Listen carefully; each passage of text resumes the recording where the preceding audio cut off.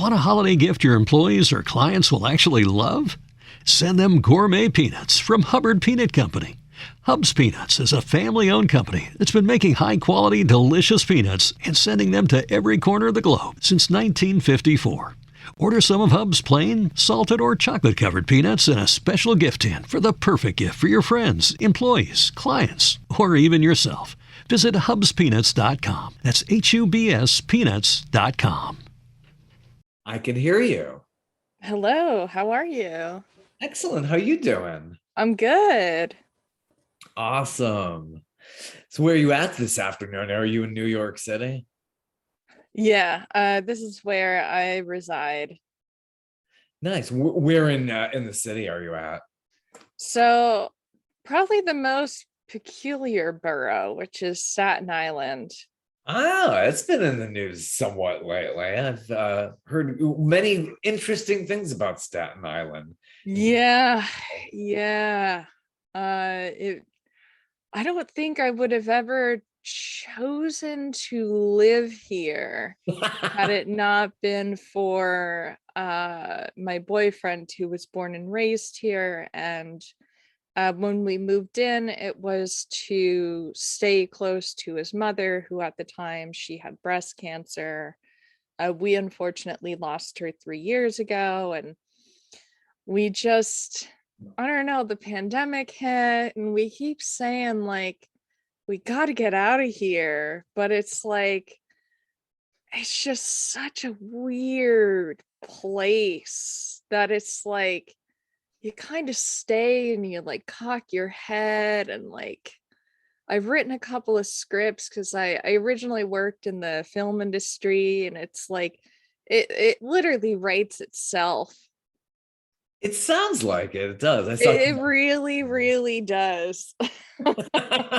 It seems like it has this power over you. It's like I just, somehow you just can't leave. You try to check out, but you're always sucked back in, and I've had the weirdest experiences of my life living out here. And it's like, I went like, is it something about me? Is it this place? Like, why do these strange occurrences keep happening? Like, I have no idea. Yeah, I love that King of Staten Island. So I guess Pete Davidson knows where to tell you where to go for everything there. It's incredibly accurate. Yeah, but it doesn't show the other side of it that's very ill-educated and exceptionally white and proud of it, and it's just disgusting. Yeah, that's interesting. I'm here in the South, and it gets such a bad rap, the whole southeastern region and southern region. But then, it's like the North, you think, oh, it's so wonderful and progressive and everything. And then it's like, no, not really. Are you kidding me? It has its own issues too. Oh yeah, I grew up in the Poconos, and I like the Pocono Mountains of Pennsylvania. I spent my whole life fantasizing about, I'm gonna run away, I'm gonna go to New York, and I am never ever going to have to like worry about these backwoods people ever again. And I meet this guy on OkCupid, and I'm like, oh my God, he's so cosmopolitan. He lives in New York. He convinces me to move with him to Staten Island. And I'm like, oh, this is wonderful. It's one of the 5 boroughs of New York. And I'm like, what the heck is this place? I feel like I'm back at home. I feel like I never left. What is going on here? That is so strange. So to live on, I'm so curious because like I'm fascinated with the New York films of the 70s, and Panic in Needle Park reminds me of that because they show the ferry and that whole horror Yeah. with the dog and everything. So like, yeah, you got to do the ferry. Is that the deal? It's just like no way to drive on and off, and I'm not familiar with that Oh, part. so it's real. Wow. So the island really has changed. So there's 2 distinct parts. There's the North Shore, and then there's the South Shore. The North Shore has been very gentrified. It's a much more urban setting, much more diverse. It really does kind of feel like Brooklyn, where it doesn't really feel like you've left the city at certain parts. And that's the area where I live, and I really enjoy it. When you go to the South Shore, it kind of feels like that Pennsylvania feel. Some of it is kind of like swamplands. And then there's like the Midland Beach area, which during Sandy Hook got absolutely decimated. And parts of it are still recovering. Like I remember when I first came here about 7 years ago, I saw one of the most peculiar sights. It was like, I guess this family didn't want to let go of their home. And so you could tell that the exterior of the home had been completely condemned. And they had these two generators running. And it was almost as if they were living like camping style. It Oh, was wow. really devastating to see that. Sure, sure. Um, and I wanted to be like, do you need help? And like Yeah, my okay. boyfriend was like, no, like you don't do that here. Like you don't do that here. Like No mind filet. your own business. But with the Man. ferry since 9/11, you're not allowed to bring your cars on it anymore. So Oh, you wow. have to drive across the bridge because there's a fear of car bombs. Yeah, yeah. I could totally see that. Yeah, yeah, I've always been fascinated with that period in film of New York and how it looks. And first time I visited was in '84. So I kind of got like the end of that. And then it got cleaned up pretty much. You're talking about Manhattan and all of that. But yeah, there's this grittiness about Staten Island that's just, to me, it's just It's totally still there in some yeah. parts. It definitely is still there. And if Yeah. you talk to any of the Staten Island filmmakers, they would convince you that, oh yeah, you you come at a certain time of night and you could still achieve that.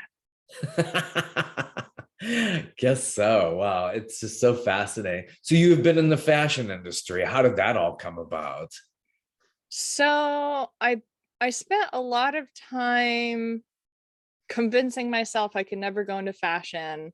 The first part of my career, I worked in the film industry. I lied my way onto my first film set where Oh, I was working at a college radio station as the station manager, and there was like this big wig who was like the huge film director in the area.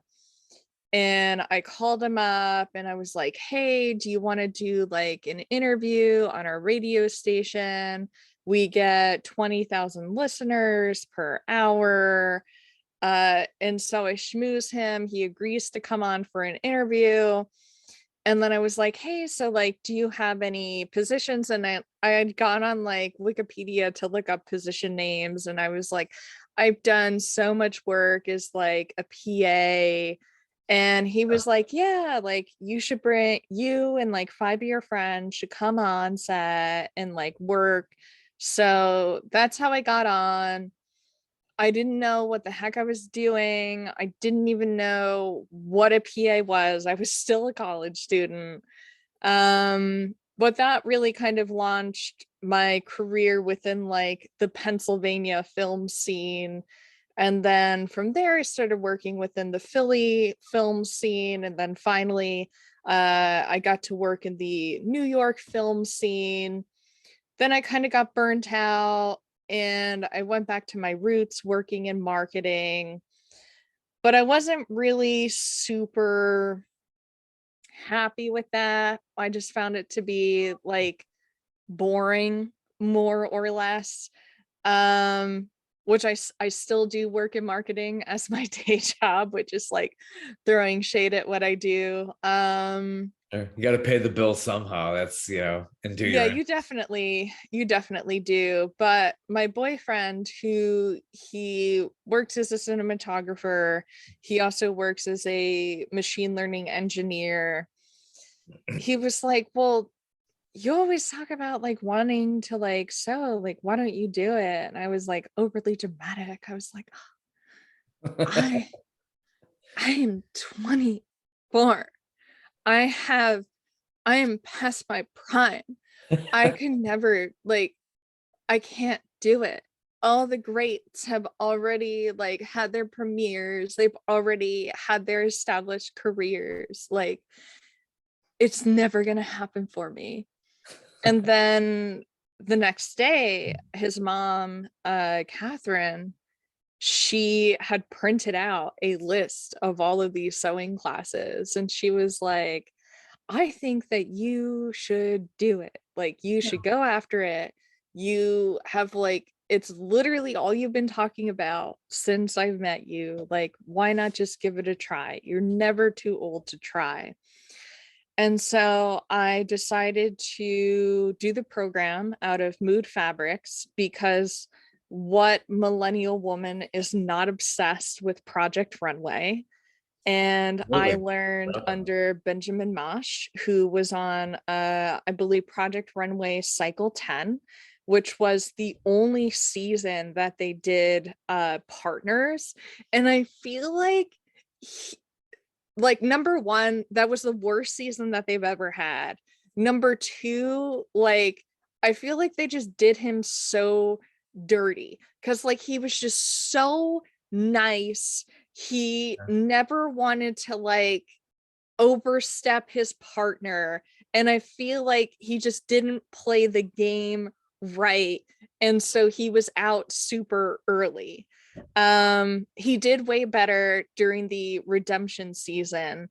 But anyway, so I learned everything that I know from him, and from there I went on to doing a couple of different film festivals through the My Road Reel, which is sponsored through the the sound company Road, where it's like make these 3-minute short films and you could win like all these different prizes. So I decided my first project would be on Sally Hemings, who is a very controversial historical figure. She was New on Curiosity Stream. I'm James Burke. I'm going to take you on a journey through time. James Burke's visionary series returns, reimagined for our time. Now, this is all uncharted territory. The Washington Post hails Burke as one of the most intriguing minds in the Western world. The New York Times raves he careens from one great moment in history to another. Where do we want to go from here? Experience all new connections. So what's the next connection? With monthly, annual, and bundled plans, find the one that works for you at curiositystream.com. Seeing is believing, and you're not going to believe how bright and vivid the colors are on the Samsung Neo QLED and OLED TVs powered by the Neural Quantum Processor, because this is an audio ad. Unless you can see it, which means you already have one. Nice. Samsung, more wow than ever.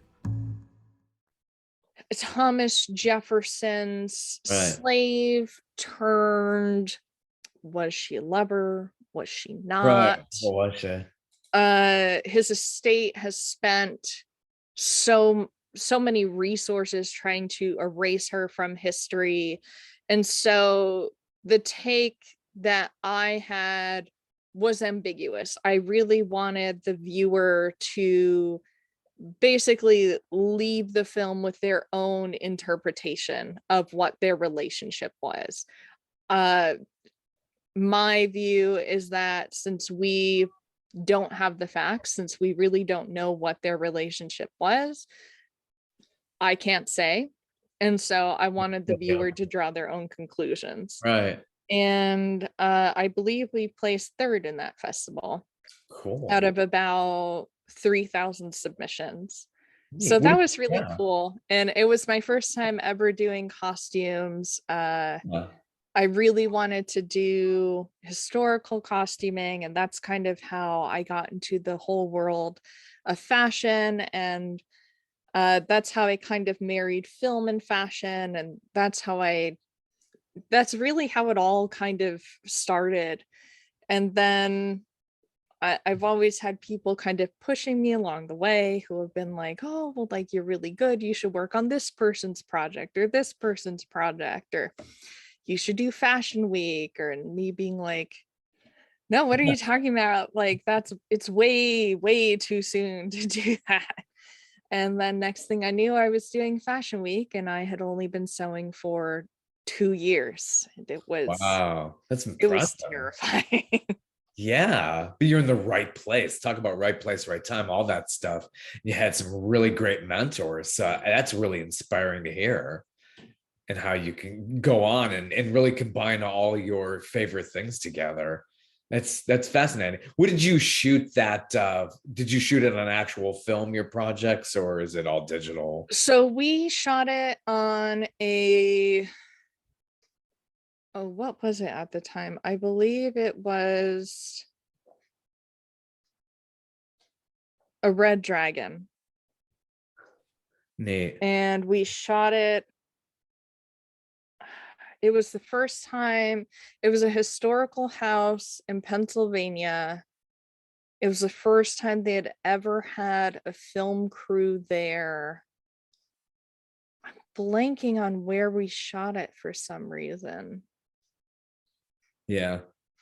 Somewhere where you just had awesome scenery, I'm sure. Yeah, it was really beautiful. Everything was original to the house. It was a great experience. The actors were absolutely incredible. We worked with Brian Kelly, who really was the split image of Thomas Jefferson. Oh, cool. Yeah. And to take something historical like that and say, hey, you leave it up to interpretation, and this is how we're going to handle that. So I mean, that's a fascinating in and of itself. Oh yeah, whenever I'm working with actors, I really love to just kind of let them sink into the role. I had them do a lot of research on the characters themselves, and I had them kind of sink into the historical materials, which was really cool. Oh, wow. Now, where did you go to school for your undergrad? Oh, so I was going down a different path in my life originally. Yeah. I was very, very obsessed with my bass clarinet in high school.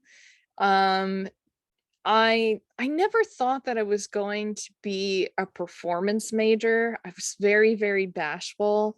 I had originally wanted to be a high school band teacher, but then I had this like freshman speech teacher when I was attending Marywood University in Scranton, where The Office was filmed. Grand. And Oh, he cool. looked at me and he was like, I can just tell you're in the wrong major. And I was like, what are you talking about? I've spent my whole life training for this moment to become a high school band teacher. And he was like, I guarantee you, in 30 days, you're going to end up in my office and you will be a film major. Wow. And he was right. Yeah. Yeah. Yeah. I know that's just really awesome when somebody sees things in you that you didn't see yourself for so many years. And it's like, you were so right. And you so put me on this really good path. Just, a very interesting one at that too, I'm sure. Oh, yeah. I remember I called my high school band teacher before I called my mom to tell I'll never forget it. I called up Paul. His name is Mr. Paul M. Baker. Because really he's been my father figure since I lost my dad when I was 12. And I'll never forget it. The day I came back to school after losing my dad to colon cancer, like I wasn't even his student. Like I was in middle school and I was called down to the band room and he was like, let's jam. Oh, cool. And we just played for like what felt like hours. And he would always check in on me. I found out that he would go and check in on my younger brother who was in elementary school. And like he was just that kind of guy. Like he would just keep tabs on all the different music students and make sure that we were like okay. And like he really, really was invested in our futures and in who we were as people. And so I called him up and I was like, you know, I fought so hard to get to this point. I thought that this was what I wanted to do. And he was like, you know, I'm proud of you no matter what you decide to do with your life. Like, I'm sure no matter what you decide to do, you're going to do great things. And I mean, even to this day, like every now and then I'll like shoot him an email or give him a call and kind of keep him up to date with what I'm doing. And he's just an absolutely wonderful, wonderful man. So, and it was funny, like I was more nervous to tell him than to tell my mom, because like I knew like telling your mom like, oh hey, I'm a film major, like they're gonna be disappointed no matter what. Yeah. So she made me transfer out of this like expensive private school because she was like, come on. I'm not spending this money. You're gonna go to the public school down the road. We're gonna get a huge pay cut and you're just gonna do it. So then I went to ESU, which I did not want to go there. The first year was rough because I was commuting and I was not thrilled. But then I wound up making like a lot of lifelong friends who I'm still in touch with. And, you know, I was able to sneak onto some film sets. So that was pretty cool. And it really did help me to get into the industry. So I am thankful for my education there. Yeah, the arts, it's not so much of this straight trajectory like you have in so many other fields. You know, it's like it's things snowball, and it's fascinating. It's also scary too. It's like things are just so uncertain. I don't know what the future is, but you kind of let it flow. And one thing leads to another. You never thought you would be where you are now, very young. And oh no, I never did. I never thought that like the little girl who would like take felt from her mom's room to hand sew like these ugly little bunny dolls would be like I think this is my 4th time presenting for Fashion Week. Neat. Yeah. So how did you get into Fashion Week? How did that all? On the indie level, it's actually like really easy. So through working in marketing, I started working with a PR agency, and through that, it's kind of where I started to rub shoulders with wannabe celebrities, TV personalities, reality show stars, individuals like that. And their favorite thing to do would be to go to Fashion Week. And so one of my jobs as a social media manager would be to escort them to the show and to make sure that they got photographed by Getty Images, because if they don't have that photograph, they weren't at the show and it didn't happen. And that was kind of how I got the insider perspective of like, oh, this is interesting. Like this show that we went to, obviously we're not going to tell the client, but like they didn't get invited here. We just purchased these tickets off of Eventbrite and it's not even an official event. So there's events going on all the time during Fashion Week where people will kind of piggyback off of New York Fashion Week, which is just kind of a broad term of a bunch of fashion events that are happening during this week in New York. And there are shows that are affiliated with the CFDA, and then there are shows that are considered to be on the indie level, which are the ones that I have showcased with. And they're really easy to get into. Some of them are affordable. Some of them, it's like, hey, give us $10,000 and your firstborn child, and then you can showcase with us, and it's such a great privilege. You really, really get burned on the indie level. Like, my first two showcases were such a disaster. They didn't play the music I provided them with. They like my first show, it was so deep. It was entitled Therapy, talking about the mental health struggles of my younger brother, starting from his suicide attempt all the way up to now, showing that it does get better and showing the benefits of therapy and understanding what you're up against. At Grainger, we're for the ones who specialize in saving the day and for the ones who've mastered the art of keeping business moving. We offer industrial-grade supplies for every industry, with same-day pickup and next-day delivery on most orders, all backed by real people ready to help. So you can get the right answers and products right when you need them. Call, click Grainger.com, or just stop by. Grainger, for the ones who get it done. With the Lucky Land Slots, you can get lucky just about anywhere. This is your captain speaking. We've got clear runway and the weather's fine, but we're just going to circle up here a while and get lucky. No, nothing like that. It's just these cash prizes add up quick. So I suggest you sit back, keep your tray table upright, and start getting lucky. Play for free at LuckyLandSlots.com. Are you feeling lucky? No purchase necessary. Void where prohibited by law. 18+ terms and conditions apply. See website for details. And they played the song Glamorous. Yeah.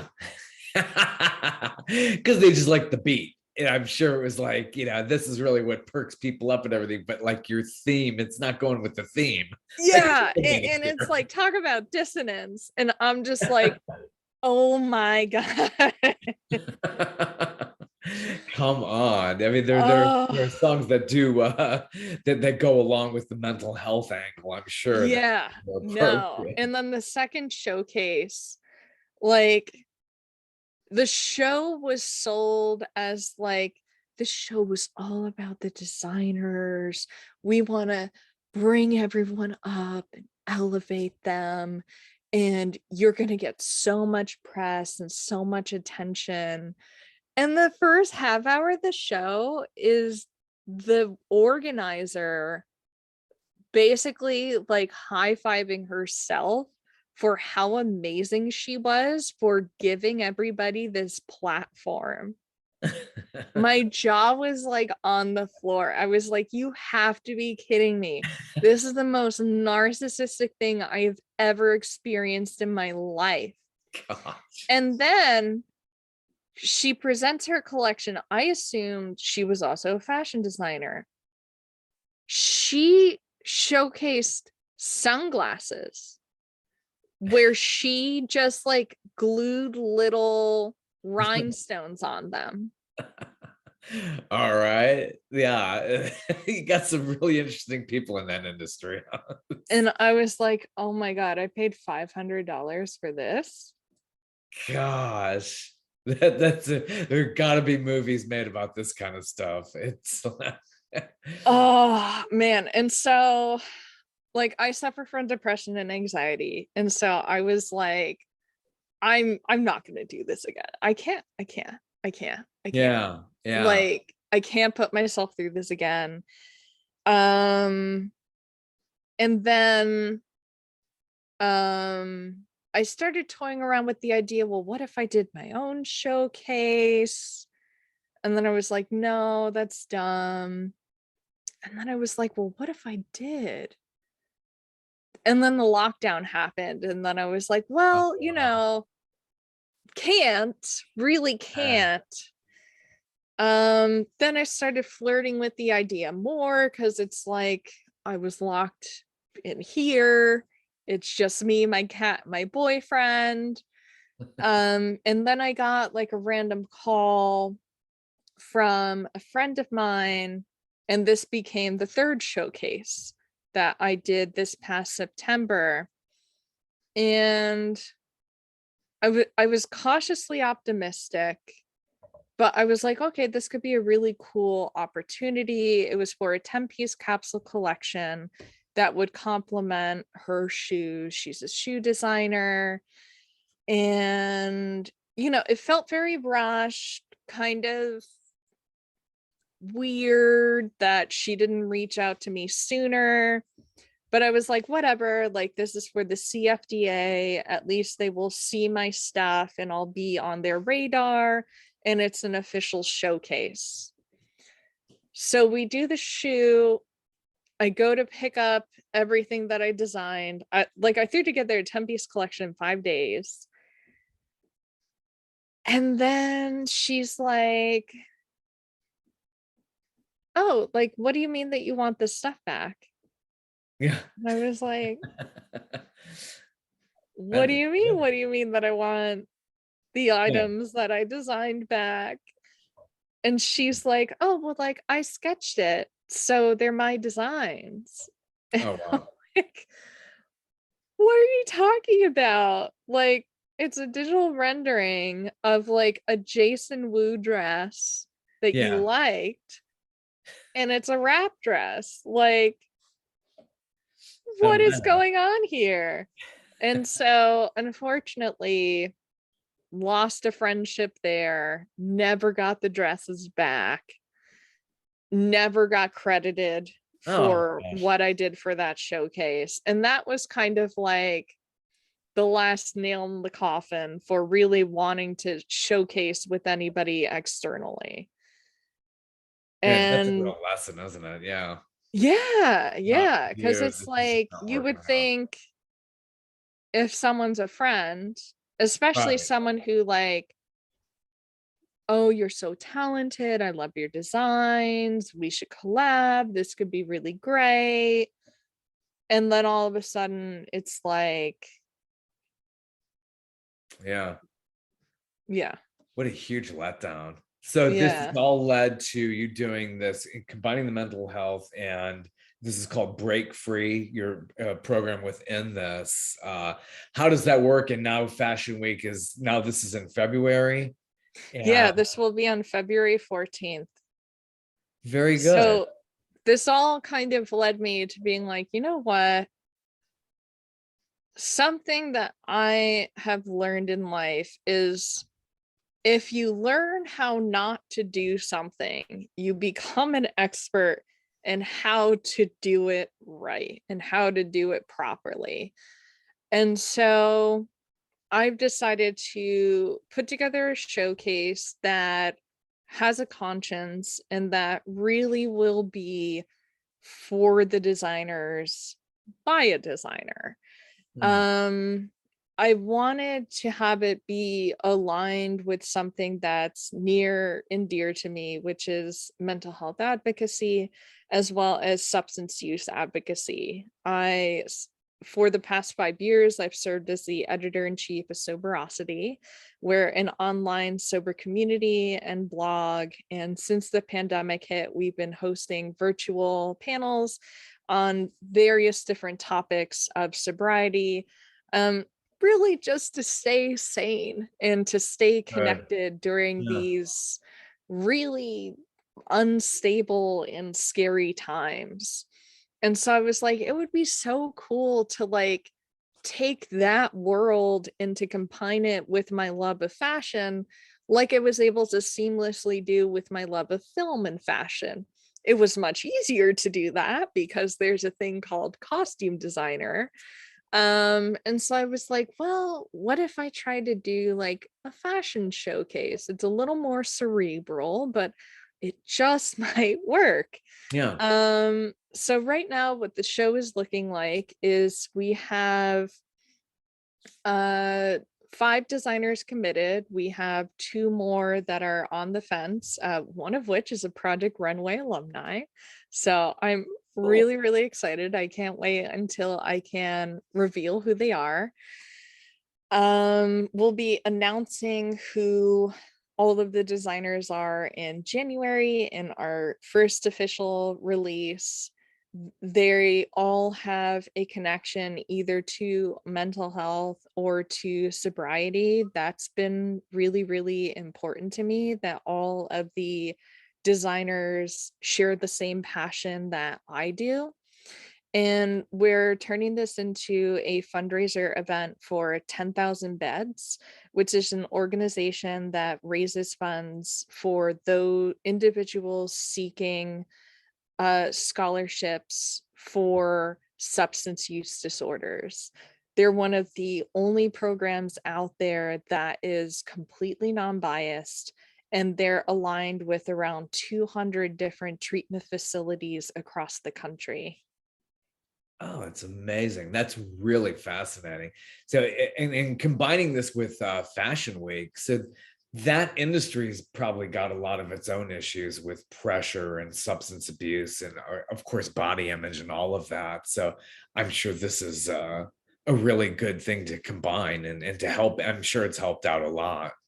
Oh yeah, we've been hosting one virtual panel per month with the designers and models involved. One of the designers, Kelsey, I didn't want to forget her name. She has a mental illness similar to dissociative personality disorder, where she has 7 different personalities within her, and her collection will be showcasing each of those different personalities. And she wants to show that her mental illness does not hinder her, but it inspires and sparks her creativity. And I just think that that's so incredible. And it's just such an honor to be able to be a part of her premiere and a part of her really flourishing as a designer. And then we have people like Andre of Love Disorder, where a portion of the proceeds for his brand goes towards battered women in Minnesota. Oh, that's just awesome. And then showcase all the different personalities, and what a creative way to do that. And I'm sure as a fashion designer, you have so much more opportunity. You get all these different personalities. So Oh yeah. And I think, to the best of my knowledge, I don't think there's ever been a designer showcased during Fashion Week that has done that before. it's awesome. So you have better music this time. Say they'll pay attention to the type of music that you're using. So Yes. Once again, it will be a piece composed by my younger brother. That's what really hurt me, is that sitting there watching the runway show was my younger brother, who had composed the piece. Oh wow. Yeah. That's really interesting. Well, I hope you're Yeah. all better. It's really hard, and I'm sure the pandemic's been really tough too, with everybody on a mental level. So, you been faring well and just doing a lot of self-care, I would hope. Yeah, I definitely have been. It's been tough. I've been under a lot of stress and pressure with planning the showcase and with trying to put together the collection. I went through just like this funk where it took me 2 weeks to put together the chiffon top. Chiffon, for whatever reason, is just the bane of my existence. And then today I put together a dress in like 3 hours. And it's just like, Wow. So you really don't have to go very much anywhere. I mean, you've got the type of career where it's like, you're not forced to have to be an essential worker and have to go on location somewhere. yeah, well, that's been the weirdest thing with what I do. So like, I worked on this film Cram with the absolutely brilliant Avi Siddell, and we just won the audience award at the Austin Film Festival. And so like, half of the time that I was working on that project, I would be like interacting with the actors through Zoom and like just like making sure that they had like the costumes and everything on properly. It's really like bizarre, like with some of the projects that I've been working on, like I won't even step foot on set. Like I'll just ship it off and Yeah. I'll be like, well, I hope they know how to put a button down shirt on, and I hope it fits. Well, I mean, if any industry that has been dealing with COVID protocols, it's definitely been film and TV. They've just Oh yeah. exceptional in testing and making sure people are vaccinated. We've seen some little dust ups of people who don't want to comply with certain things, and they do that at their own peril, I'm sure. But yeah, it's one of those industries that's doing very, very well. So, and Fashion Week. So this is your show. It's February 14th. Is it on? Yeah, Monday, February 14th, Valentine's Day. I did not realize that when I was scheduling it. It's weird. Usually Fashion Week is a whole week. And then I looked at the calendar. I was like, oh, it's only 4 days this year. I believe it's only from the 10th to the 14th. I must admit, I am definitely a little nervous with the cases rising, but from what I've heard, it doesn't sound like we're going to be shutting down. I am offering this as a hybrid event. So those who are nervous about COVID, we will be live streaming it. So there will be that option, and we'll be following all protocols. So if they do start limiting capacity, we will also be limiting capacity for those physically in the space as well. Oh, that's really awesome. Seeing virtual panels involved with this and talking about substance abuse and mental health. It just sounds all just really fascinating and entertaining as well. So you're also the director of Lady Cat. What's the story behind that? So I am unapologetically obsessed with cats. We are here. I've always been a cat lady. I will never not be a cat lady. And Lady Cat is just a pet name that my boyfriend gave me. I affectionately call him Human Man. And when I was trying to come up with a name for my line, I was like, man, what do I call it? Like, I want it to be like serious, but I don't want to give it like my name, like Alexandra Nyman. Like, that's just so like pretentious. And then I was like joking, like it could be like Alex by Alexandra Nyman, and then it just gets like ridiculous.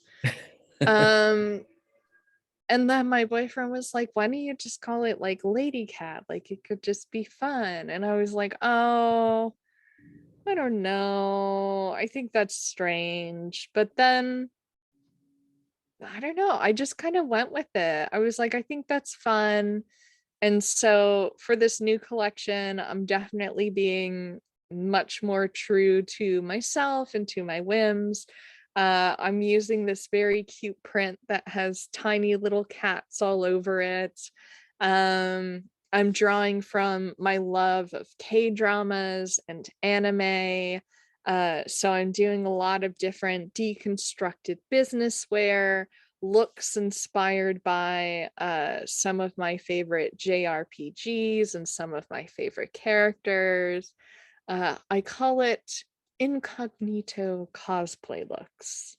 Oh, how cute. That's really, really cool. And you're on Twitter as Lady Cat Fashion, if anybody wants to follow. Yes, and I am on Instagram as I am Lady Cat. And then if you want to follow the journey of the showcase, it is as Break Free NYFW, so New York Fashion Week. The other pretty cool thing that we're doing to kind of incorporate the sober community for the show is we'll be serving mocktails. So yeah. I'm very excited about that. We have Fever Tree that will be providing ginger beers. I picked up a couple, and like it really hits you over the head with like the taste of ginger, but it's very, very delightful. And then we have some from Curious Elixirs and from Lyre. And then we'll also have a tea section from Dollar Tea Club. So I'm really excited about that. Oh, how exciting. That sounds really, really cool. And the venue is called Fondue, where you're holding Yeah, your the Fondue. And I believe it actually used to be the Nike factory store in Herald Square. Huh. And then when the pandemic hit, I guess Nike got rid of their contract with them, and they were like, what do we do with this space? We're in the middle of a pandemic, we're locked down. And I guess they kind of saw that people were still having events and it was a very desirable space. And so they were like, So they decided to rezone and to go from retail to event rentals. And they're doing all these like really gorgeous renovations to the space, to the point that it's changed quite a bit since I've even seen it. And there's renovations planned even beyond what we've discussed. So I was like, like, is it gonna, will the chandelier be there when we have our show? And they're like, no promises, but maybe. And I'm like, I really want the chandelier, please, that would be wonderful. That's so cool. And being the editor-in-chief of Soberosity, how often are you up? That's a great website, by the way. Was it Soberosity.com? It's just yes, Soberosity.com. And how often are you updating that and putting articles on there? It's a really well-designed site too. Thank you. I just led the rebranding initiative for that about 6 months ago. It had been a long time coming.